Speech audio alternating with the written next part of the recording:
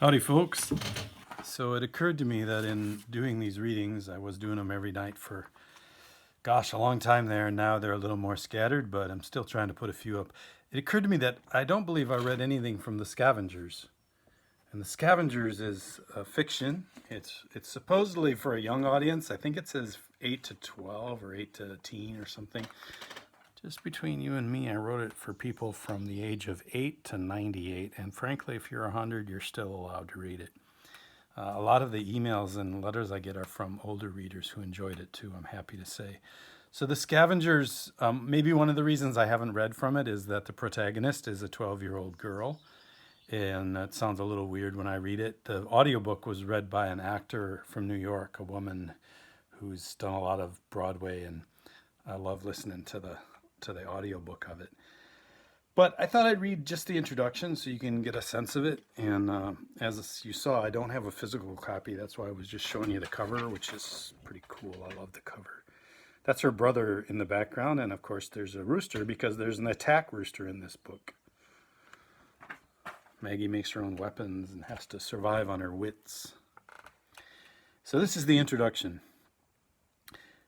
The old car was sunk to the bumpers when I discovered it, but my first thought was how good it would be to sleep in there and hear the rain drumming on steel rather than splattering against our tattered old tarp. I was Maggie back then. Maggie, the name my parents gave me. A nice name, but these weren't nice times. We were tired and hungry, and the gray devil bonfires were burning brighter, and the solar bear howls were getting closer. And every morning I strapped my spit stick across my back and set out to scavenge. And I found myself thinking I needed a better name, a stronger name. I mean, the name Maggie was fine. It just seemed kind of underpowered. So when I scrubbed the moss from the side of that old car overlooking Gold Mine Gully and saw the chrome letters Ford Falcon, I climbed up on the hood and stood there with my steel-toed boots planted wide, and I wedged my fists on my hips, and I announced that Maggie was yesterday, and from this day forward I would answer only to Ford Falcon. Ford, because we had a lot of rivers to cross. Falcon, because, well, if you have a lot of rivers to cross, a pair of wings can't hurt. And then once you get across the river, it's likely you'll need sharp eyes and an even sharper beak.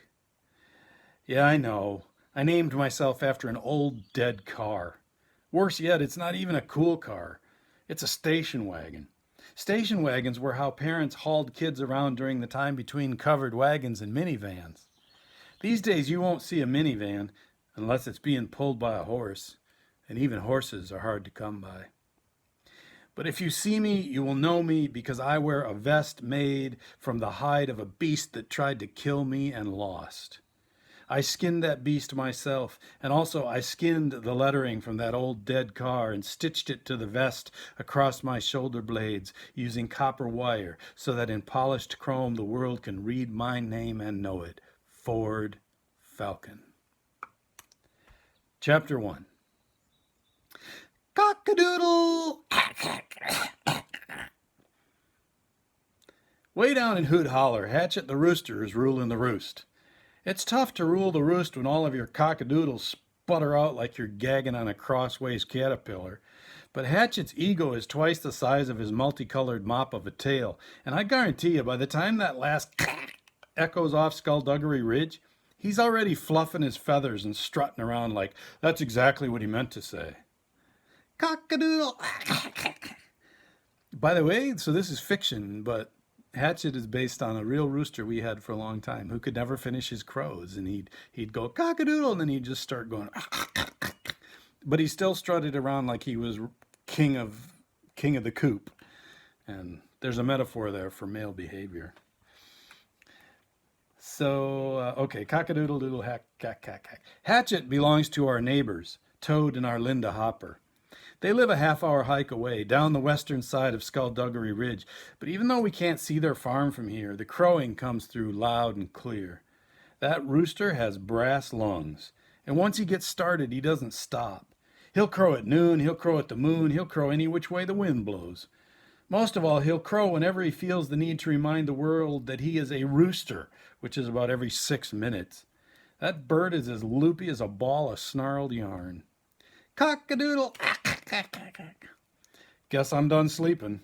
I crawl out of the station wagon and climb onto the hood. Dawn is still a ways off, but even as I pull my quilt tight around my shoulders, birds are twittering in the darkness around me. That is, when they aren't drowned out by all the cockadoodle acking. And then she just goes on to talk about the fact that she lives out bubble and some people live under bubble, and that if you live out bubble, you have to fight to survive. And you have to fight solar bears and gray devils and evil people. And she does this using her wits, her sense of humor, and then she invents things and builds things with Toad, the old guy. And she also has a friend named Toby, who's a terrific fighter and also knows how to make his own weapons. And but above all, they use their ingenuity, and she uses her humor to the bad guys. She just makes fun of them. She's pretty good at that. Anyway, that's the introduction to the Scavengers. And again, this is Maggie or Ford Falcon on the cover. And I hope you're hanging in there and doing all right. And I say what I always say, forward. Cock-a-doodle-doo.